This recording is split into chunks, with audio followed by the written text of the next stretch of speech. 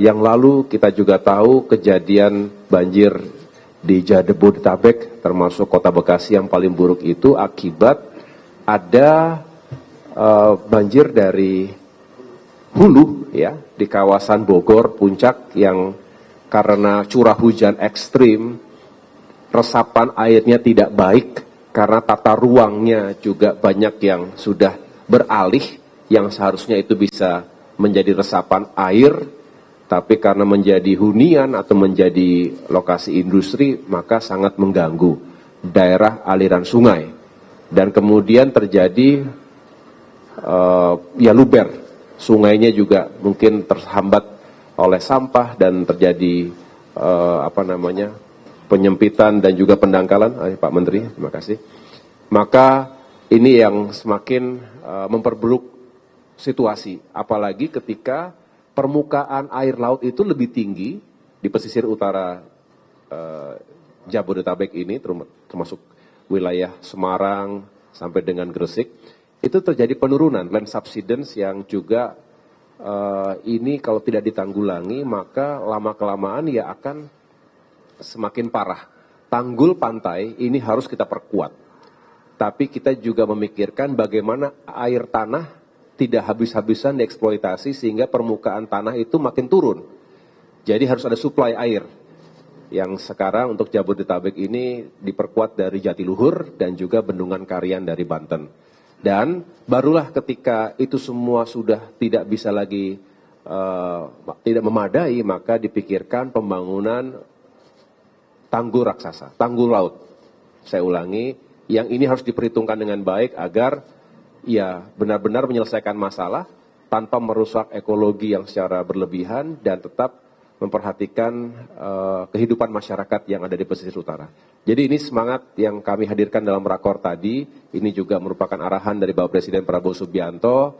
Tadi Pak Menteri Perumahan juga mengingatkan, ditambah lagi dengan masukan-masukan yang lain, agar perencanaannya harus benar-benar matang, terintegrasi, dan melibatkan berbagai pihak. Ini adalah upaya pemerintah bekerja sama dengan semua stakeholders, termasuk kita juga membicarakan skemanya seperti apa, skema kerjasamanya, pembiayaannya agar mencukupi, karena kita tahu diprediksi ini akan memakan anggaran yang tidak kecil, tetapi Bapak Presiden juga mengatakan jangan berpikir itu, kita berpikir penyelamatan manusianya, menyelamatkan lingkungan hidup kita.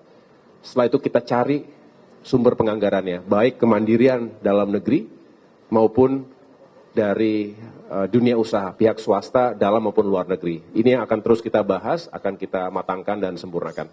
Desainnya sudah terus kita perbaiki sehingga mudah-mudahan ini akan mendapatkan keputusan dan bisa segera dijalankan. Demikian.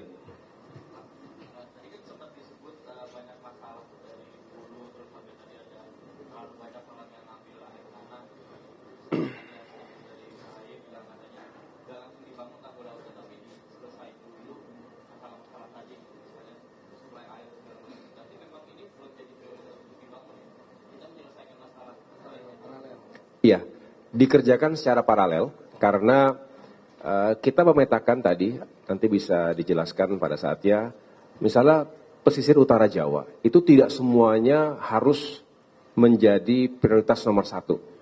Ada beberapa yang masih bisa dengan pendekatan lain.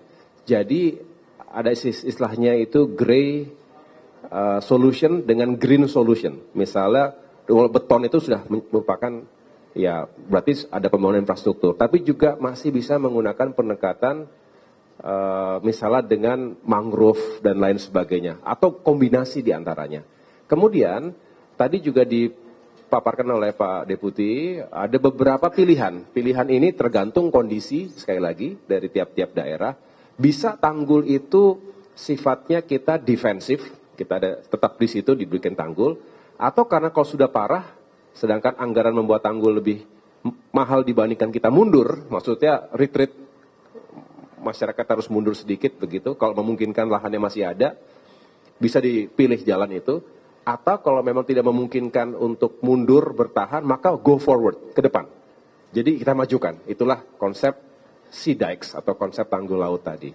Jadi masih ada kombinasi yang bisa kita racik dengan benar, dengan baik, dengan tepat begitu. Jadi tidak harus ini selesai baru yang berikutnya, tetapi dikerjakan secara paralel. Termasuk tadi normalisasi sungai, pembersihan sewerage system itu.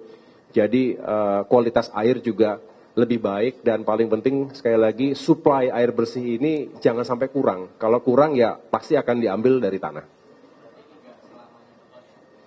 Iya, konsepnya akan gabungan, akan kombinasi, begitu.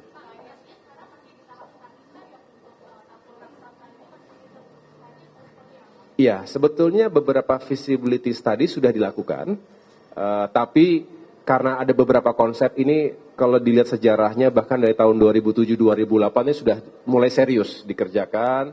2014 ada konsep NCICD, kemudian ada lagi penyempurnaan menggunakan konsultan dari berbagai negara yang juga punya pengalaman seperti itu.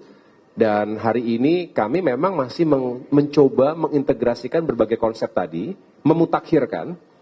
Kami ingin segera tapi tidak boleh juga terburu-buru karena ini sesuatu yang besar. Daripada nanti sudah dijalankan, sudah di groundbreaking misalnya, tetapi ternyata ada hal-hal detail atau hal-hal teknis yang belum tuntas begitu. Nah, ini juga berkaitan juga dengan tata ruang wilayah. Kita tahu ini kan semua bersumber dari penataan ruang yang melibatkan bukan hanya 1-2 kota kabupaten atau provinsi bahkan. Ini kalau bicara Jawa, ini kan ada provinsi Jakarta sendiri, Banten, Jawa Tengah, Jawa Timur, dan bisa dibayangkan ada berapa kabupaten kota yang ada di sepanjang pantai utara. Jadi ini juga membutuhkan kerjasama dan juga koordinasi dengan pemerintah daerah, sehingga kami masih butuh waktu.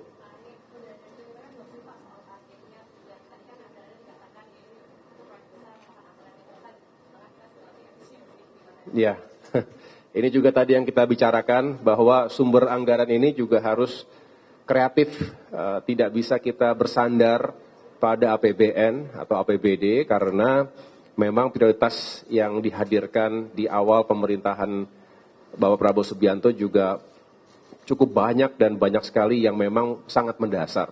Kita harus sukseskan swasembada pangan, sukseskan makan bergizi gratis, dan lain sebagainya. Tapi beliau juga memberikan kekuatan bahwa ada beberapa proyek yang juga tidak bisa menunggu terlalu lama, termasuk bagaimana menanggulangi bencana. Ya. Dan disinilah kami mencoba ya untuk mengkurasi tadi, mana yang benar-benar didahulukan, penting tapi bisa agak berikutnya, maupun yang nanti saja. Nah, ini yang lagi dipetakan tadi dengan catatan kita sedang mengintegrasikan berbagai konsep yang sudah ada selama ini, termasuk menghitung, mensimulasikan anggarannya. Saya tidak jelaskan di sini secara rinci, tapi ada beberapa simulasi. Kalau sekian itu berapa, kalau konsepnya seperti ini berapa, dan lain sebagainya. Karena ini masih penghitungan, saya tidak ingin menghadirkan spekulasi, lebih baik kita tuntaskan terlebih dahulu, sehingga setelah itu bisa kita jelaskan secara formal. Mungkin Pak Menteri, cukup. Cukup ya Bapak Ibu, teman-teman ya. Makasih. Makasih.